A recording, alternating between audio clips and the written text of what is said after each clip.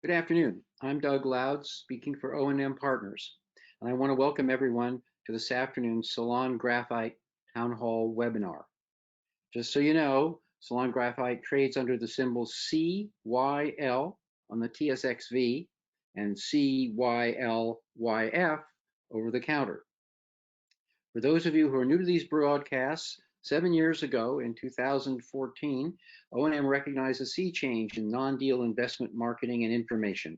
Suddenly, information was way more available to whole new generations of investors who weren't ordinarily found in the key financial centers. These investors were receiving information at home that used to be geared and available to professional investors. So O&M developed a digital approach to solve this problem and get information out to the investors. Today, after the presentation, there's going to be a Q&A session. The questions in the Q&A session are for everyone. This kind of broadcast can actually answer questions you didn't even know to ask. I know that happens to me all the time. The questions can easily be asked by going to the question portal of the GoToWebinar or by emailing us. Now, for any questions that remain unanswered at the end of the call, we will follow up in a timely manner. For those of you who've dialed in just with your phone, the only way you can hear the pre-recorded introductory presentation is with your computer speakers, unfortunately. So if that's not possible, you will be able to hear the main presentation after 5 or 6, 7 minutes. So please stay tuned. Today, our introductory speaker for Ceylon Graphite will be Sasha Jacob, the chairman and CEO of Jacob Capital Management. Sasha is the chairman and CEO of Jacob Capital Management, which is a merchant bank focused on renewable power and infrastructure sectors. Sasha brings over 20 years of experience in the power sector, including founding and leading the power and infrastructure practice at a leading Canadian investment bank, as well as several years in senior political positions with the Ontario Minister of Energy. In fact, he was the first investment banker to focus on renewable energy in Canada and has managed over 100 transactions in the renewable sector. These are valued at more than $8 billion. Sasha has been recognized by the Institutional Investor as one of the 5 most influential emerging players in renewable energy globally.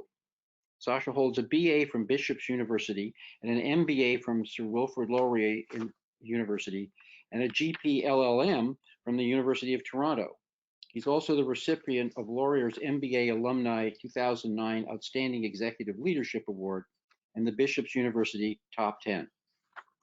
He's also served on the boards of a number of charitable organizations, interestingly, including being the vice chair of the World Wildlife Fund and current chair of the Board of Nature United, which is the Nature Conservancy of Canada. Now, here's Sasha. Hi, I'm Sasha Jacob. I'm the founder and strategic advisor to Ceylon Graphite. We are going to talk today a bit about the country risk for Sri Lanka based on our previous experience and the benefits of working in the country. Our history in the country has been quite extensive, beginning in 2004 when we co-founded what became the largest hydro company in the country. And that experience led to a strong relationship with the country and the ability to then now lead into securing the graphite concessions and to begin developing them. Our experience started in Sri Lanka in 2004 when we co-founded what became the largest hydro company in the country. And that company ended up also then becoming one of the largest hydro developers in Uganda. Our experience with the hydro company was very, very positive, dealing with the government, looking at bringing in capital, taking out capital was all done very, very seamlessly. We received what was called Board of Investment approval for that company, and that allows a tax holiday as well as a tax holiday on imported equipment, an overall tax holiday, and really provides for an easy way to do business. That company was very successful, and we sold the last component of that company was sold about a year and a half ago. The investment bank that I was previously running was quite active in the rare earth space and the strategic metal space, and we had heard about the anomaly of this high-grade graphite in Sri Lanka, And on our many trips there for the hydro, we began exploring, the opportunities for securing those resources. And we established a company and then received board of investment approval for that company very quickly, within weeks, which often can take much longer in many countries that have similar types of programs. And that was a really good indication of, again, how cooperative the government was going to be in helping us develop this resource. One of the things that we often look for to assess, risk in a country that we're potentially going to invest in is what's the cost of the political risk insurance. And this is a mechanism that can be arranged either commercially through commercial insurers or through groups like the World Bank. They have a product called MIGA. And what we've found is that Sri Lanka has a much lower cost of that insurance than many other countries, for example, in mining countries in Africa that have much higher insurance costs. And I think that's a very good determinant of understanding the possible country risk. If that insurance cost is low, it indicates that the commercial market, the insurance market, has analyzed and perceived that the risk for any political interference or any other disruptions is quite low. And this is what we found in Sri Lanka. The commercial and the development bank sponsored insurance costs are quite low. The others, of course, is the credit ratings and the cost of capital, particularly the cost of debt. And both you've seen some significant improvements in Sri Lanka over the last 10 years. And certainly since we began investing there with the hydro, we've seen significant reduction in both the cost of capital and improvement in their credit rating. So overall, we've had a tremendous, a very positive experience investing in the country, previously with the hydro and now with the graphite. Been a very cooperative relationship. And we also try to bring as much benefit to the country as we can. So we've done a lot of social responsible investing. Any of the communities that we've been involved in, we are extensively participating in things like providing health clinics or other facilities. In the case of the hydro, we built bridges in the towns around the facilities, provided other range of benefits, including, of course, significant employment. Our hydro company had over 250 employees.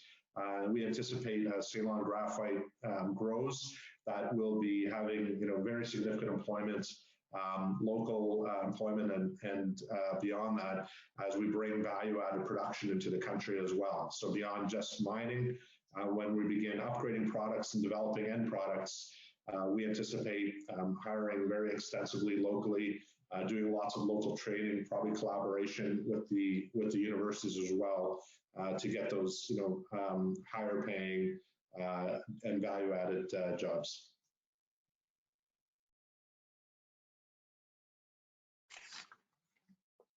Thank you, Sasha. That was really interesting. Today, our presenter for Ceylon Graphite is going to be Bharat Parashar, Chairman and CEO. Bharat has over 42 years of experience in Asia and the United States in a variety of fields, including mining, private equity, and investment banking. He's been Chairman and Chief Executive Officer of Ceylon Graphite since 2017. He's also concurrently the Managing Partner for Clove Capital Partners, a private investment firm. Bharat has over 20 years of experience in the private equity business, investing in a variety of companies in Asia, and formerly was Chief Executive Officer for EMP Daiwa Capital Asia and Managing Director of EMP's Global Asian Private Equity Business.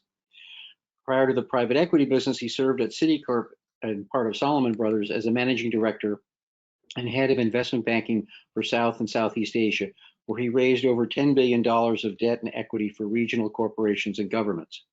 He's also Chief Executive of American Express's business in India and Head of Chemical Bank's investment business in Asia, not including Japan.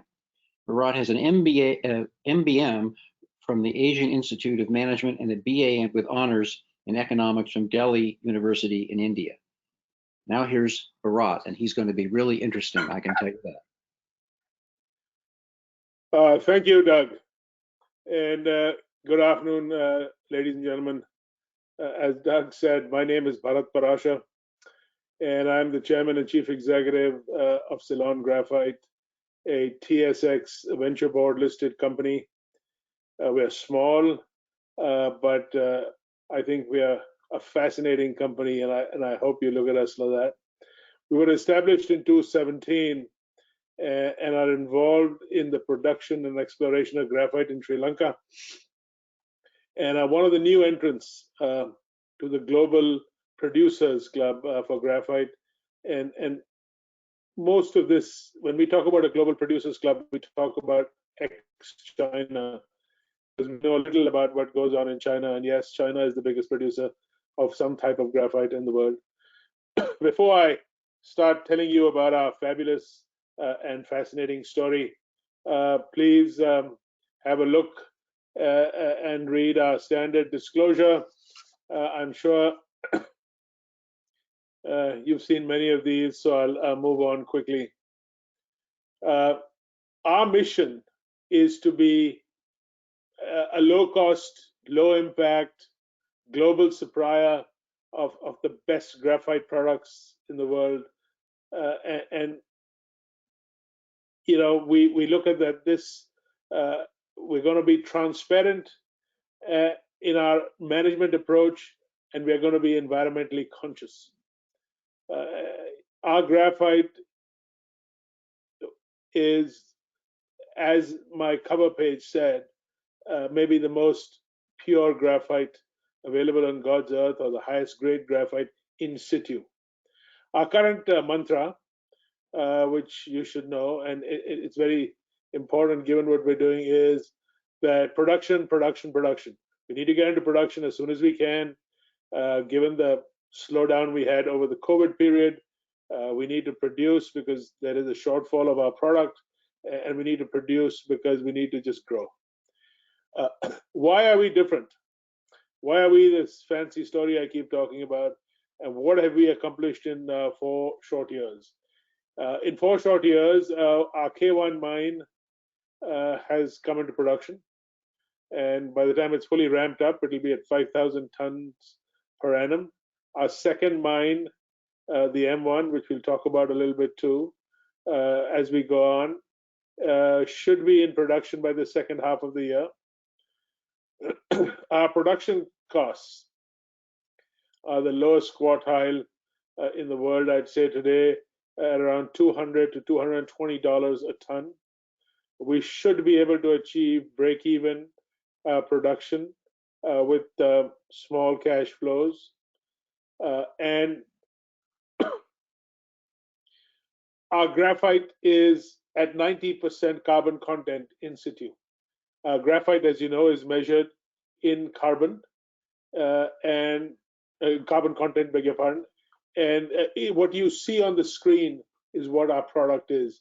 We bring it out of the earth in bricks or in pieces of graphite like this in all sizes, and it is eventually crushed and then sold on to users of natural graphite. And most importantly, what we do in today's world of graphite is we bring about a sourcing diversity in the energy storage supply chain. Most of the graphite in the world comes from China, but it's flake graphite. And the other large difference or big difference that we have is we take graphite straight out of the earth. We don't bring out rocks that need to go through a flotation, separation, concentration, and all the other stuff. What you see is what you get. And that is then upgraded maybe, but it's upgraded from a 90% carbon content to a 99% carbon content. Moving on, what is graphite? Graphite is an allotrope of carbon. It has it's 6 molecules of carbon in a hexagonal shape. There are basically 3 types of graphite around. The most common in the world is flake graphite. There's amorphous and vein. Flake is the main one, and it is typically, like in the gold mines where you have a big piece of stone and little flakes on it. And this It's typically mined in open pit mines, which I'm sure most of you know if you have any idea of mining, which is basically a bulldozer or other earth moving equipment picking up huge pieces of the earth and then taking it through, as I mentioned earlier, crushing, flotation, separation, etc. Vein graphite is very different. It's like the vein in your arm, and it's basically liquid carbon that came from the core of the earth up to the surface millions of years ago. This is only available in Sri Lanka, and the big difference that we have from the rest of the world in Sri Lanka is that we only have underground mining. So there is a minimal impact on the environment. Did you know that Sri Lanka was the biggest producer of graphite, excuse me, or the largest producer of graphite in the world before the Second World War, but that's obviously changed now. What has not changed, though, is that Sri Lankan graphite still has the highest grade. The reason there was such a change in the production dynamics is the British, who controlled most of the production, went to fight the Second World War, and the price of graphite basically went down the tube. And so, given the state of the world after the Second World War, I think mining for graphite was of low importance. Graphite has lots of uses, as seen on the slide. The best known use is, no, it's not the pencil, but it is as a conductor of heat and electricity. Currently, the most exciting and fastest growing use of this product and what is driving demand is energy storage, better known as batteries, lithium-ion batteries, electric ion fuel cells, and energy storage fuel cells. We refer to graphite in our side of the business as the new oil.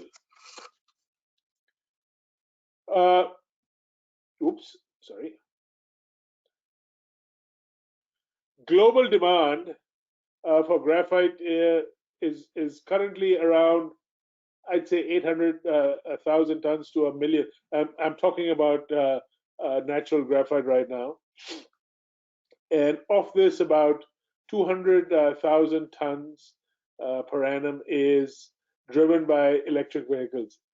As you can see, there are lots of uses of the product, but what is going to drive it over the next couple of years, the demand for this product, is the electric vehicles. And people estimate, and we listen to what Benchmark Minerals says a lot, and these are the sort of gurus in the sector.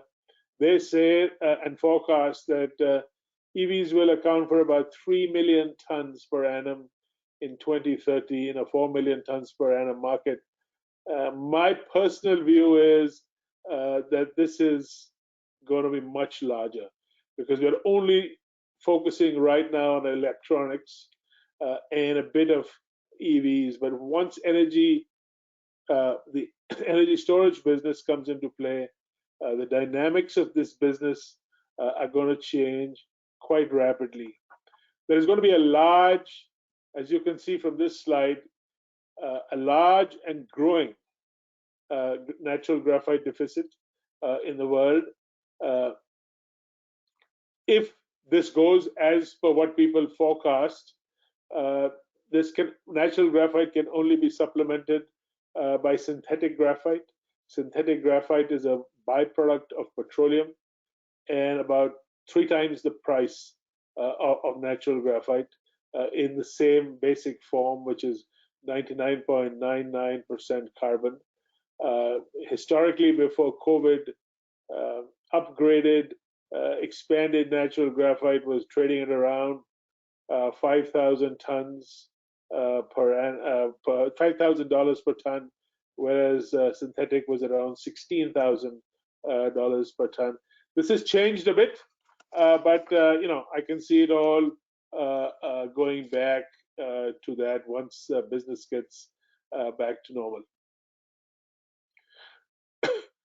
The world is going through an exciting generational change, and as energy decarbonizes away from fossil fuels to renewable energy, and everybody talks about renewable energy, solar, tidal, wind, everything. For it to be successful, the big missing factor right now is storage. And for storage to be around, you need graphite. Why? Because as this battery model shows, graphite is a part of the anode, and anode is basically an anode and a cathode are what is essential in current technology for any kind of energy storage equipment. Elon Musk, one of the big pioneers of commercial renewable energy, and known to most of us as Tesla for his space products, has said that these cells of ours should be called nickel graphite because the cathode is primarily nickel and the anode side is graphite with silicon oxide. And the silicon oxide is what gives the battery the oomph. And there's a bit of lithium in there, and the lithium is like, we sprinkle salt on our salads. So graphite, anode, graphite, battery. That's how we look at it in today's world. Another example which I'd like to just leave out here for you to look at very quickly is that there are hundreds of these battery mega factories around right now, and in 1 year, one of these they're called gigafactories now, a 30 gigawatt factory uses about 33 tons of refined graphite a year. So if you look at that in terms of raw graphite, that's about 45,000 tons of 95% graphite. So there's a lot of usage and need for the natural graphite. Oh, I'm not so good at this. Did you know that a Tesla carries about 71 kilos of graphite in it in different forms in its batteries? And, a Volkswagen Golf, obviously much smaller car, has about 26. But the demand for these vehicles, as you know, is skyrocketing. And we think that that'll just add up, and all the things I talked about are going to have a similar change. The company itself has a strong management team. You heard from Doug about Sasha Jacob and my backgrounds. We've got Mr. Souza, Anuka Souza, who works with us in Sri Lanka and sort of manages with me the day-to-day running of the business. We've recently hired Doctors Siva and Malika Bond as technical, our chief scientific executive and the technical director. This was the big missing part in our business. We've now filled that. Collectively, they have filed over 30 patents. They bring extensive experience in product development for graphite and graphene applications. We aim to capitalize on their collective technical expertise and innovative ability to advance the development and commercialization, and I stress commercialization, of new technologies, for graphite. A lot has been said and talked about in terms of graphene, but graphene has not really been commercially produced. We have it as GRO, which is graphene oxide, or RGO, and that is good. It does improve products, but it isn't real graphene. We've had a long experience in Sri Lanka, as Sasha said, and we hired a lot of locals. Dr. Ranjit Premsiri, our chief geologist, is a good example, and all our staff, all our other geologists and mining engineers and staff, obviously, are all locals. We do bring in foreign experts where necessary, but most of our people are all Sri Lankans. If you look at this map, it shows you our extensive land package. We've got about 30,000 acres of land spread out over the middle to the lower southern part of Sri Lanka. This is in the form of grids. Each grid is 1 square kilometer and is given out as a concession by the regulator, who is the GSMB, or the Geological Survey and Mines Bureau of the government of Sri Lanka. Our mines are on a geological plate, which is known as the Vani plate, and it's basically the same geological formation as the 2 existing mines in Sri Lanka. There are only really 3 producing mines, though 4 existing mines for graphite in Sri Lanka. 2 of them are Kahataga and Bogala. I forget the names. The important thing to know about them is they've been in existence for 150 years. And they are still in production and down to about 2,200 feet. I think Bogla is a little less. Kahataga definitely down to 2,200 feet. And I've been down there to the bottom of the mine, 1,000 feet in a monkey cage.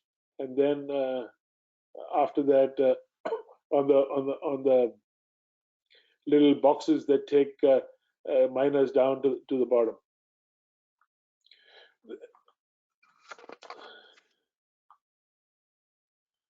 I think I jumped up a bit here.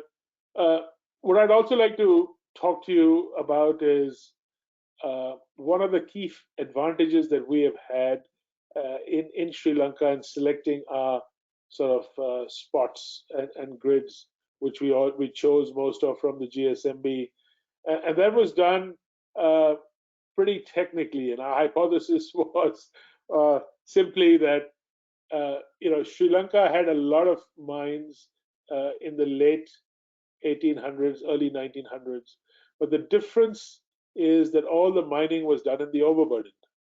And by mining in the overburden, it's mining in the mud.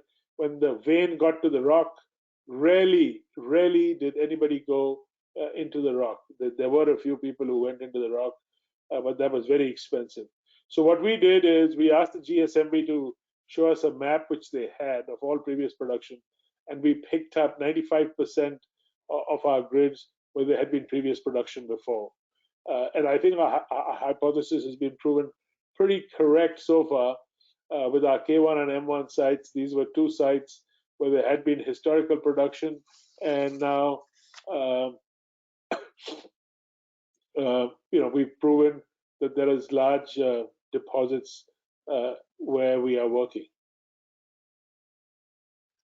Just some very quick numbers here. We started in 2017. We announced commercial production in late 2019. Yes, it got slowed down in 2020 before COVID, and we are pretty much back at where we left off at that stage. We are hoping to get M1 in commercial production by about May, June of this year, and a couple of other sites on stream later in 2022. We think that we'll be able to do a lot more and have 10 sites in production by 2024. What is different for us? We don't have large mines like people like Syrah and others. Each mine for us costs $2 to $2.5 million and does about 5,000 tons per annum when fully on stream. Our estimated cost of production, as I mentioned earlier, about $200 to $220 per ton, and our minimum lifespan for our mines is at least 50 years, and that's been shown by Kahataga and Bogla, and we think maybe it's going to be much more than that. Here are some pictures of our K1 site. The picture on the far left is the head of the shaft. You see the shaft, you see the beautiful graphite vein there, and we show some pictures of our first production, and some of my colleagues down there in the shaft, not in the shaft, that's in one of the tunnels off the shaft. The main shaft goes down about 160 feet, and other tunnels are at around 200 to 220 feet. Our other mine, the M1, which is some geologists say may be better than K1, we've gone down about 90 feet, and you can see the size of the vein. I'm a big guy. I have a wingspan of 6.5 feet, and that's the size of the vein. This size of vein have not been seen. Even at Kahataga, the largest vein was only 3.5, 4 feet, I think. So it shows you where we are. We are hoping once we get our license at M1 that we'll be able to build an adit into the side of the hill and go straight into the graphite reservoir.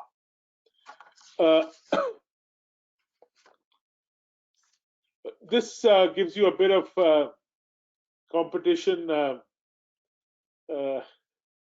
data. If you look at us compared to all our competitors who are in the business and who are listed companies, there's one new guy who's come up who I don't have down here called Tirupati Graphite, who's from East Africa too, and is listed on the London Edge Exchange. But compared to all of them, we have the highest grade graphite in terms of carbon content. We have so far the lowest capex, and we've got the lowest cost of production. Now that's something that few people can talk about like us. The cost. What does graphite sell for today? Graphite sells in different forms, but the biggest market in the world is all for flake graphite, and the best flake graphite sells for about $1,400 a ton. Sri Lankan graphite, though, sells for a premium on this. Obviously, we are a little more. We have a little more purity than the flake graphite, but we sell for around $2,000, $2,300 a ton. As a matter of fact, the two sales that we've had as a company, unfortunately, they've only been small sales of a ton each so far, were much higher than $2,500 a ton. But people love our graphite. One of the biggest demands and conversations that I'm having right now are from Chinese graphite producers. They want to buy as much as we can produce and just mix it with their own graphite to improve the quality of their product. Here are some numbers that will just show you where we are. By the end of this year, yes, we are in 2021, we should have about, we should have produced about 1,000 tons of the product, and by in 10 years time, we should be producing on a consistent basis over 50,000 tons of graphite. As you'll see, the company is a cash generator, and we'll generate a lot of cash over the next couple of years. Now, I want you to stop for a second there and say, and just keep this in mind, we are not going to be sellers of natural graphite in the long term. We're going to produce it, but we've got to upgrade this stuff. So we've got to get it to 999 to get used by the battery industry. But to do that, we need money. So our basic intention is, and everything I'm talking about here on this page is natural graphite only. But by about the 4th or the 5th year, latest, we should be well into a processing business. Obviously, Doctors Bom, Siva, and Malaika will help us. And we've also been talking to other sellers of upgrading technology. And the one thing we've decided, and I think Sasha mentioned that in his introduction to, was we are not going to use the typical Chinese and European way of refining graphite, which is the use of hydrofluoric acid. We are not going to do that because it has too much impact. Acid leaching has too much impact on the environment. We are looking at thermal upgrading, which will really using maybe either a fluoride or a chlorine bed, and hopefully that technology, which is available all over the world now, we will bring to bear either at market, where the market end product market is, or in Sri Lanka. But in Sri Lanka, definitely we're going to use the first stage of upgrading, which is to take us to the next level of purity than what we have right now. We are listed on the TSXV, as I said earlier.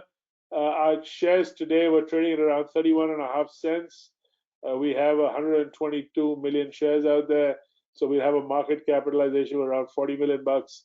I anticipate that as the markets move and Mr. Biden's coming in and the United States having declared graphite as a critical mineral, we will see our share price go up quite substantially. Two of our competitors' share prices have jumped much quicker than ours, but they are not producing, and we are. That's the difference we bring to the market. We are a producer, unlike others. As we look at the sexy part of the demand curve here, it's being driven by electronics. The present will be EVs, and the future will be energy storage applications. I'm relatively old, I'm 65 years old, but I say this with full confidence that in my lifetime, every house, at least in the United States, will have some sort of renewable energy provider of the energy, whether it's solar or wind. And every house will have a storage unit, which will be the size, I think, of a shoebox. And that will be able to give you electricity and serve your electricity and power needs for a whole month. And this is the way of the future, and I definitely see that happening in a big way. Just to recap, we are well positioned to meet the market and provide shareholder value. We have the highest grade natural graphite in the world. Graphite is the new oil. We're the cheapest and quickest to market. We build a mine in about 2 years for $2.5 million bucks. Our average cost of production at current depth is $200 to $220 a ton. We've had our product certified by Dorfner in Germany and American Energy Technologies in the US. There's a huge demand for natural graphite in terms of energy storage and electric vehicles. And of course, we are very well positioned to sell to the big battery manufacturing markets in the Far East and to the North American West Coast. Thank you for listening to my monologue here. I'd be delighted to answer any questions you may have. That was great, Bharat. Really interesting. Two quick questions from me. Could you address, as I understand, you have the 121 positions. Are each of those capable of becoming a mine? And what about all the permitting? What is the permitting environment in Sri Lanka? Yes, each one of those could theoretically be a mine. And if I had $100 million, I would develop it. But in my life, given reality in my lifetime and my life cycle, I think it'll have to be somebody else who develops it. The permitting in Sri Lanka can at times be a little slow. So when you start off, you get a concession granted to you by the GSMB. You then get what is called an exploration license, and you can do exploration. Exploration allows you to do some drilling, and in our case, we get licenses that allow us to dig up a shaft. When I say dig out a shaft, in most sites, I don't say all sites, in most sites, if you do enough homework there, you can see old shafts. So you can either decide to refurbish the old shafts or just dig down to see till you reach a vein. If you reach a vein, as we did in K1, or several veins as we did in K1, we then put in first a wooden shaft and then a concrete shaft. In M1 we did the same thing. It takes a bit of time. The next level of license is your industrial mining license. And the industrial mining license can take about 4 months to get. 12 to 14 different government departments have to approve it, starting with archaeology and going all the way up to defense, because you need permits for some sort of explosives. We've done all that at K1. Each site needs its own license. And the big thing that you need to get, along with the mining license, is approval from the CEA, which is the Central Environmental Agency of the government of Sri Lanka, who asked us for a report which was some 250, 300 pages long. And we went into every aspect of impact on the local community, on the local flora and fauna. And one of the beauties of our mine, if you come and see it, is if you just look at it from the road or the top of the hill, it'll look like a rubber plantation, but everything is going on underground. That's great, but just to understand, it's 3 or 4 months, not 3 or 4 years. Oh no, it was 3 or 4 years. I just wouldn't be. We've only been in operation 4 years now. We've got one mining license, and hopefully another one in another 6 months. Oh, okay, great.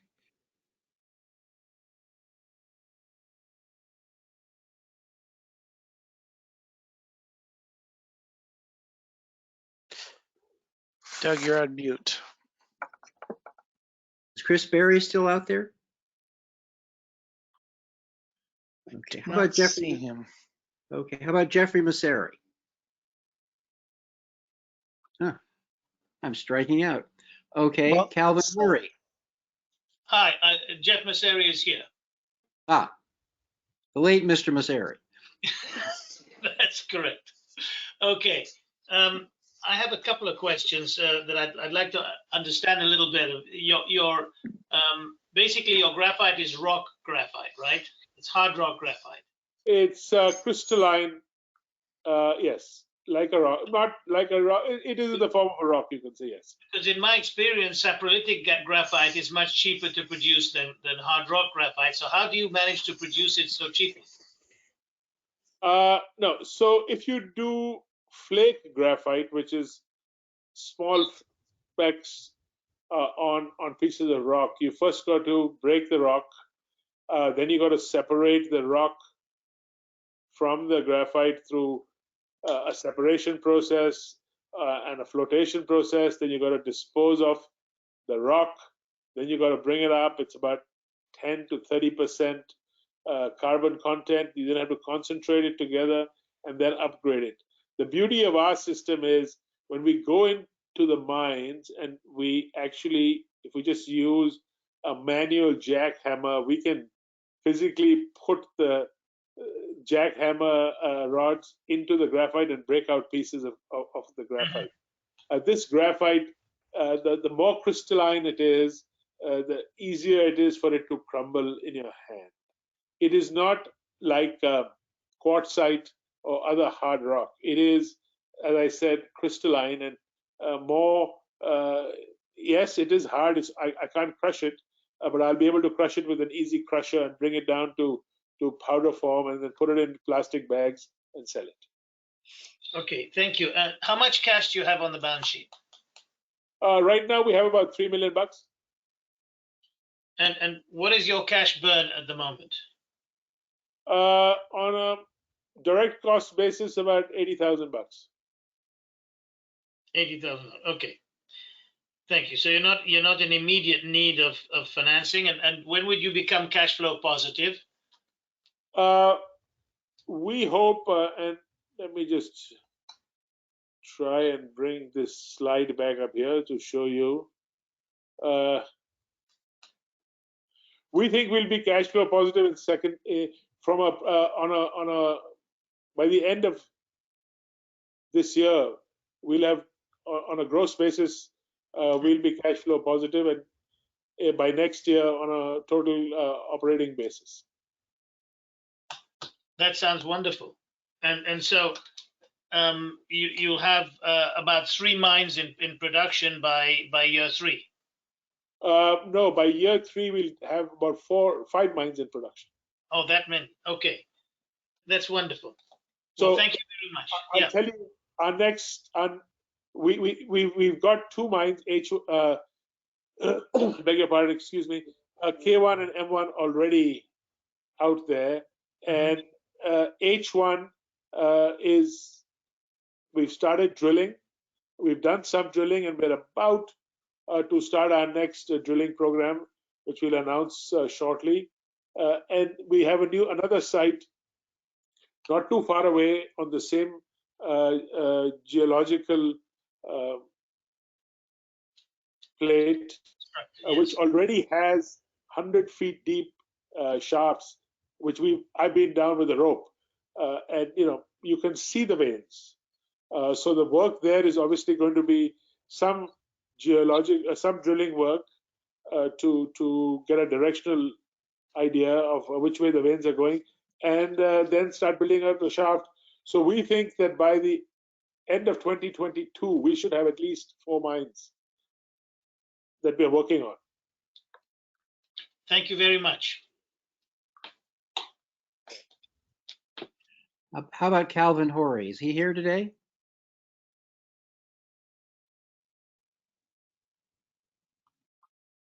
I don't have any questions, thanks.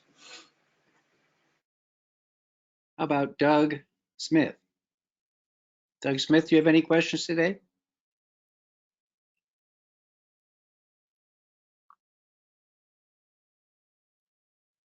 No, I don't have any questions, thanks. Mr. Rose, do you have any questions today?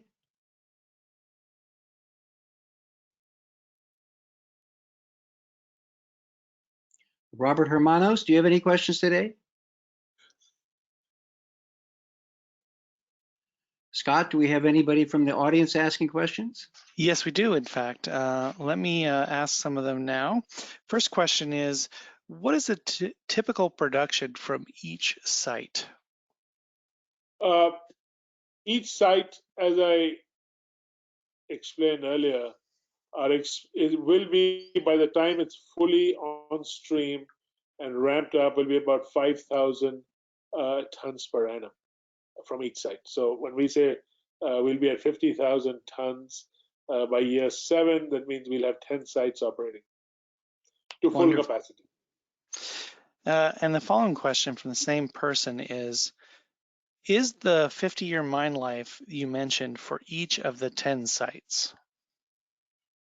Yeah, that would be an estimation, simply based on the fact that the 2 big mines that are in existence and operating have been in operation for 150 years. And whilst we've got some geological data and geologists like petroleum engineers or other mineral geologists come out with estimated reserves, that's what they're saying. But having been down into the bottom of the earth in some of these mines, when you get there, you just see that this stuff is sort of endless, and it's just going on and on and on. So I've been down in our mines, and I think they'll all last. At least the 2 I've been to will last for at least 50 years each. Hopefully the others will all last too for that much. But when we do financial calculations, we do them out for 10 years, basically. Excellent, thank you. Next question, how much cash have you produced in the last year, knowing that you have done some sales? As I mentioned, we've only sold 2 tons. 2 tons. So 2 tons is not much, $5,000, $6,000. But we are hoping that over the next couple of months, we'll stockpile a bit of graphite and then start selling some raw graphite either into Japan or into China. Great. And the next question is, we're only going to be selling a little bit of raw graphite. Excellent, thank you. And the next question is, will upgrading be done in Sri Lanka or outside? That's the million-dollar question. And what type of upgrading is the next thing? So if we decide to go, we'll have to do some upgrading in Sri Lanka to meet the Sri Lankan government regulations, but it depends. Are we going to just do micronization and in Sri Lanka, and put a thermal a bed there to take away the little bit of iron ore and silicon that you have as a byproduct, or are we going to do even the spheroidization there? Difficult to say. Keep in mind, spheroidization today is a little complicated, and the people of my age in the audience will know when we were young there was a Betamax and a VHS, and the only difference in the machines was the size. Similarly, each battery manufacturer today, for some reason, has these small spheroids or small spherical pieces of graphite at different sizes and different numbers per anode. So the question becomes, who should we go with in this? And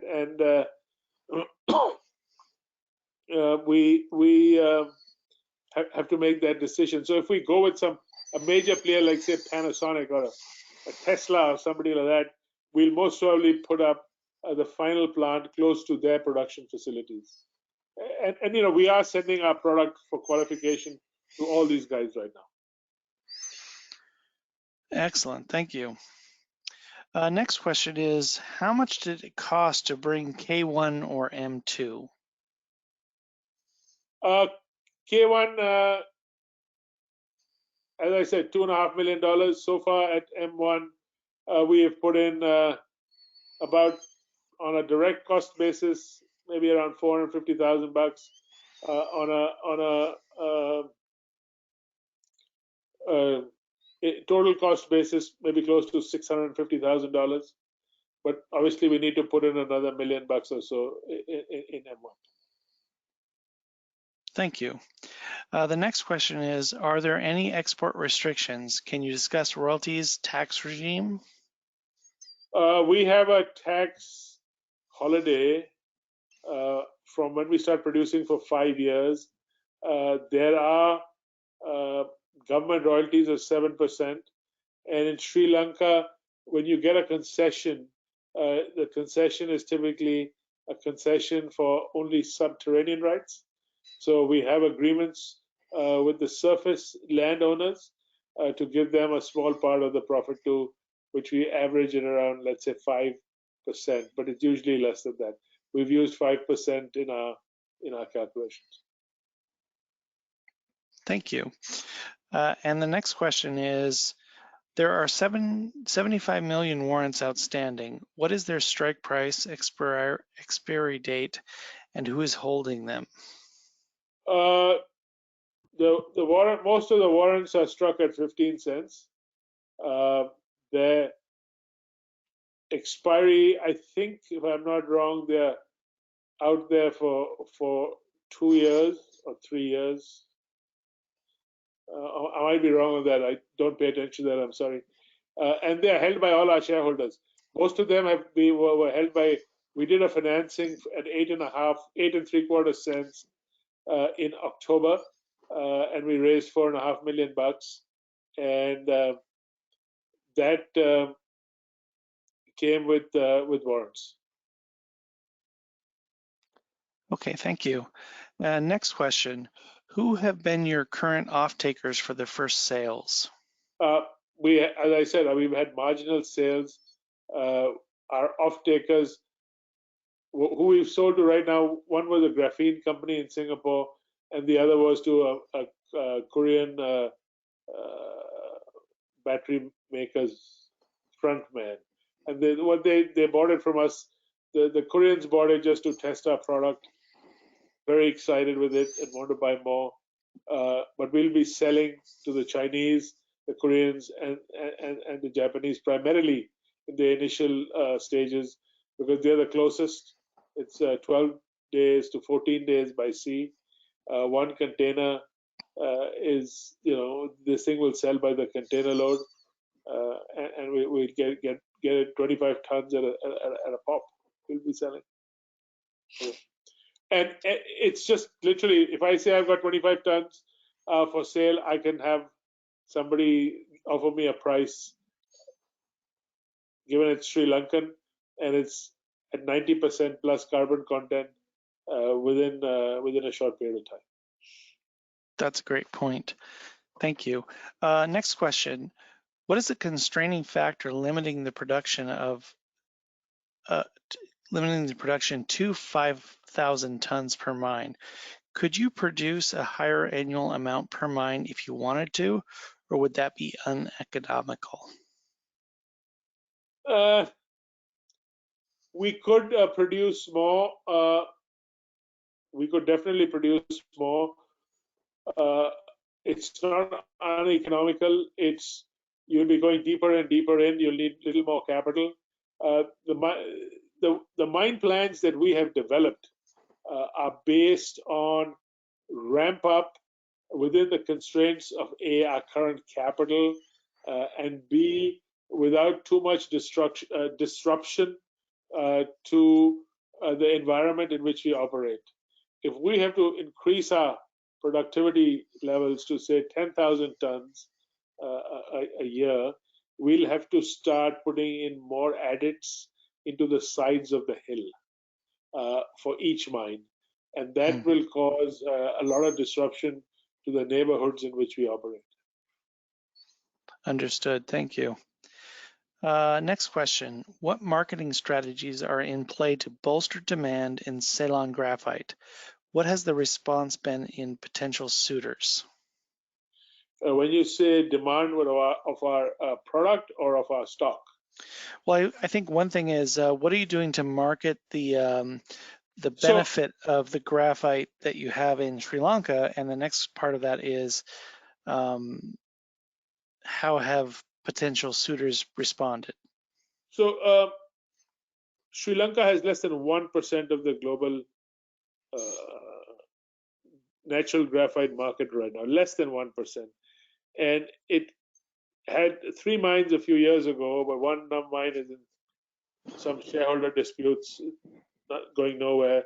Bogula is owned by a German company, and AMG Grumfel, and they basically use all what they produce for their own needs, and they're in the lubricants, primarily in the lubricants business in Germany, and they produce also these electrodes for the steel industry.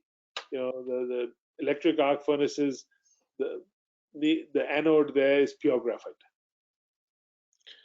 So that is one business. The second one is Kahataga, and they are owned by the government. And sometimes they produce, sometimes they don't produce. And the reason I'm giving you the story is simply to say that there is no regular supply of the product. So when we have talked to anybody to sell, they say, as long as you can give us a regular supply, we'll buy. So our process so far has been, we've talked to the big battery manufacturers and have sent product for testing.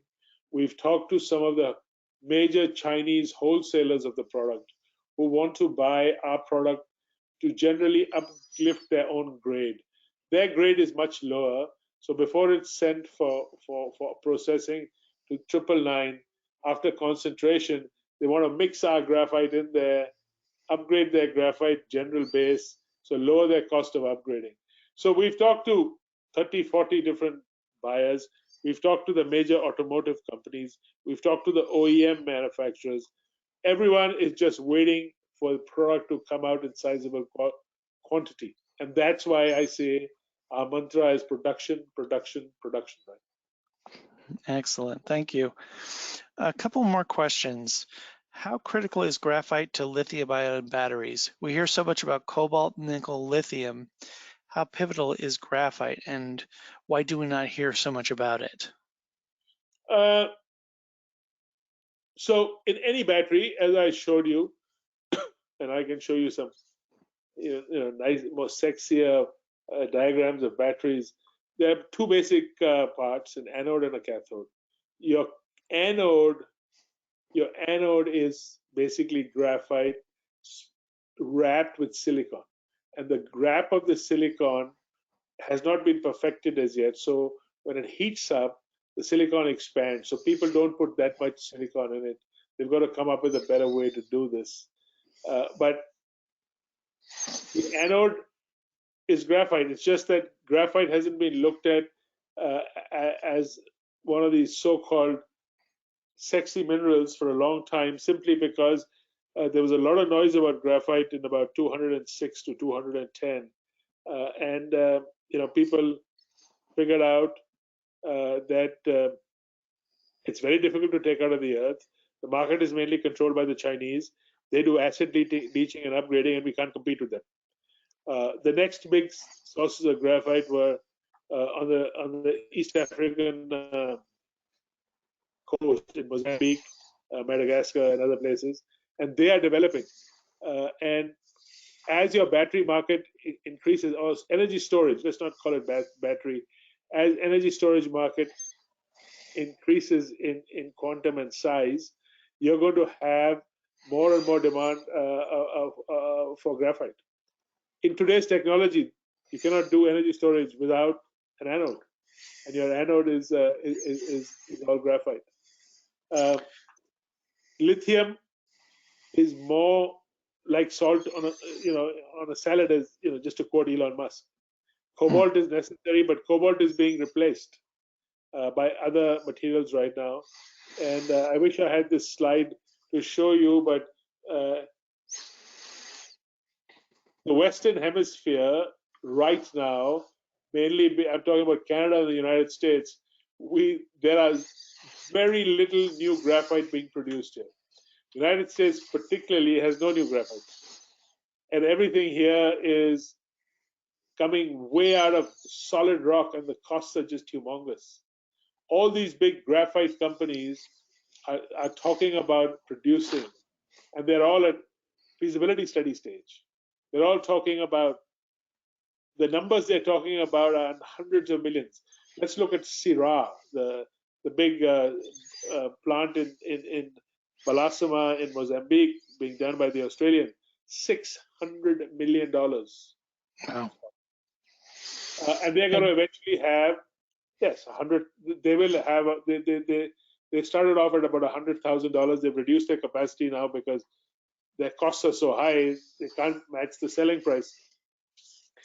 But for me, theoretically, or for Ceylon Graphite, we could do 10 mines for 25, say $30 million, or 50,000. So we can do 100,000 tons with $60 to $70 million versus $600 million. So we're just that much cheaper. That's a good point. Thank you. That's very clear. And I guess a follow-up question is, will graphite be critical in the future plans for batteries, or are there newer technologies? Will graphite always be necessary for the anode?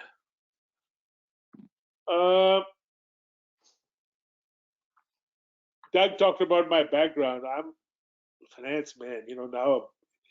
Now I was an investment banker as a young guy. Then I went into private equity when I got a little older, and I'm now a miner. I have no clue, to be very honest with you. Some technology will come that will make graphite maybe not driven by anodes, but there are such a magnitude of uses for graphite. And one of the things that people don't talk about too much about the use of graphite is the military. Graphite is used to make the bodies of all these fancy aircraft, space capsules and everything else, because it provides the strength in the tinsel. But apart from that, it is the best lubricant and conductor of heat. So all your big mega guns, howitzer, tank, barrel, this, that, if you didn't have graphite as a lubricant, they'd explode. So I leave that to your imagination to see how much the defense industry could drive the price of this product. But having said that, they don't need 99.99% graphite. Well, that's a good point. Thank you so much. That's all the questions we have from the audience. I'll turn it back over to you, Doug. Okay. Bharat, as we get ready to say goodnight, is there any one thing you want us all to remember about your company and your project before you say goodnight? Yes, thank you very much for listening to me for so long. Other than that, I'd like to just tell you that we're a unique company in a lovely, unique little country which has a tremendous natural resource. And we're able to take this natural resource out of the ground at a relatively cheap price. We're not heard about, we're not a big, we don't blow the trumpet enough, and maybe we should do that a little more. But we are at a stage in our development in which we're about to take off, and I hope a lot of you will come join us as we start this journey. And I'm sure, and I'm very, very confident that within the next few years we will be one of the major players in this business. Thank you. Great. Thank you very much. Thanks for coming, Bharat. Good night, Thank you for having me. everybody.